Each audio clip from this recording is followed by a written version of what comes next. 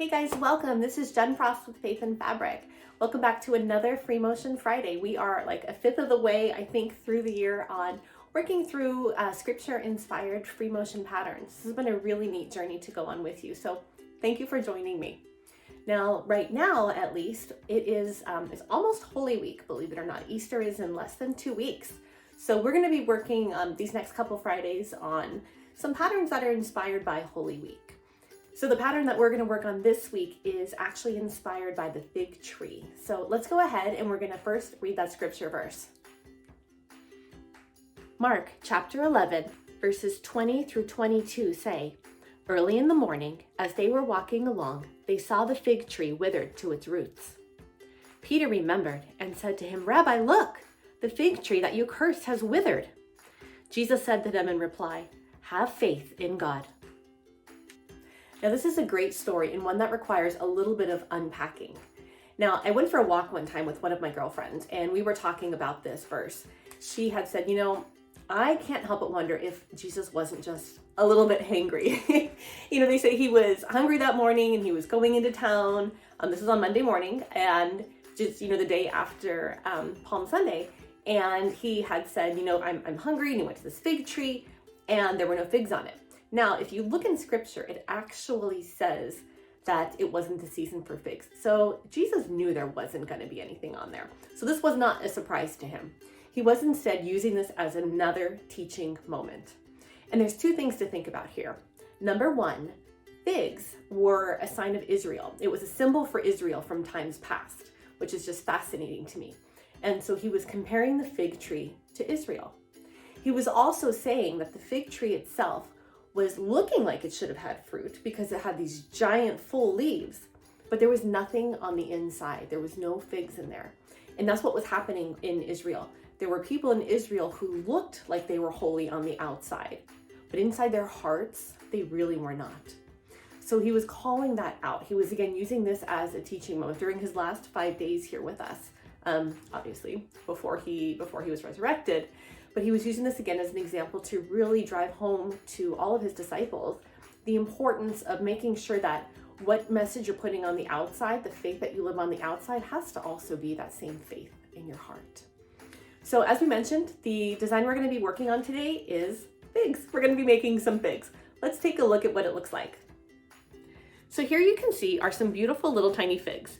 And I've also got 3 tips on how to make them. First, don't overlap your meandering lines. You're only going to overlap your stitches at the base of each fig. You want to make sure you make a sharp point at the very tip top of each of your figs so it looks like a fig. Also remember, figs grow naturally in the wild, so it's normal and natural that your figs will all be slightly different from one another in shape and size. Ready to sew? Let's head over to the machine and get started. So in terms of supplies, we've got our hopper foot. This is our free motion open-toed foot on our machine. I've got some fabric on here. This is the me and my sister's fabric that I've been using on all of our practice pads, a little bit of cotton batting, then just some white fabric on the outside. This is that slow, steady mat that is nice and clean. I'll pop the link up top so you can see how we cleaned this last week, and now it's just works so much better.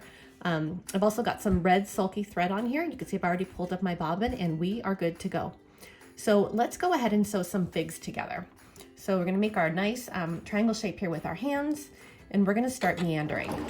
Now, as mentioned, you're just going to start with a very basic meander move, and then we'll make our first fig. So we're going to come up, we'll make the point of our fig, come back down and around. So it's almost like a teardrop. And then you're going to connect your threads at the bottom. And now we're going to make that juicy, juicy center of the fig where all the fruit is. There's our center. We'll reconnect at that exact same spot. And then we'll come out of that meander. Okay, let's add another one over here. So we'll come back up, come back down and around. You see I'm making a nice little fig this time. Add our center fig. And we'll loop around again. So we're just going to slowly go through here, and we're going to make a bunch of little figs, a couple bigger ones. Again, remember, this is nature. Nature has all different size figs that they make. Some figs are juicier than others. Some figs are bigger than others. We have a fig tree in our backyard, and the figs themselves are always different sizes and shapes. We get some really big ones, and we also get some very small ones, and they're all good. They're all good. So we'll loop around here. We'll do one more together, and then we're going to speed things up a little bit. We'll make an upside down one so you can kind of get a view on how that works. Again, it's going to be the same each time. You're just going to come up. You want to make sure you make that point. You know, figs all have that very, very sharp point at the top. Connect at the bottom. Come around to make the center. Reconnect at the bottom. And keep sewing. So we'll speed this up for you so you can see how it turns out.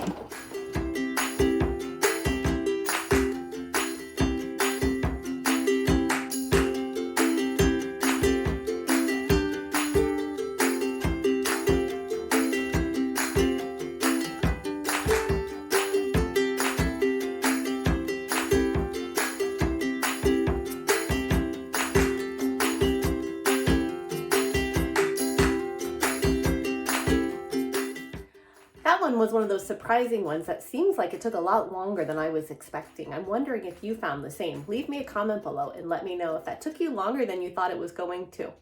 Let's take a look and see how it turned out. So, you know, you guys, usually I do that very tone on tone, but today I went with a bright red thread. And you'll see the bright red thread actually shows up really well on this fabric. I'm gonna switch sides here so you can see it a little bit better. You'll see what I like about this is the green vines of the cherries kind of blend in a little bit with the red meandering going through it. I really, really like that look.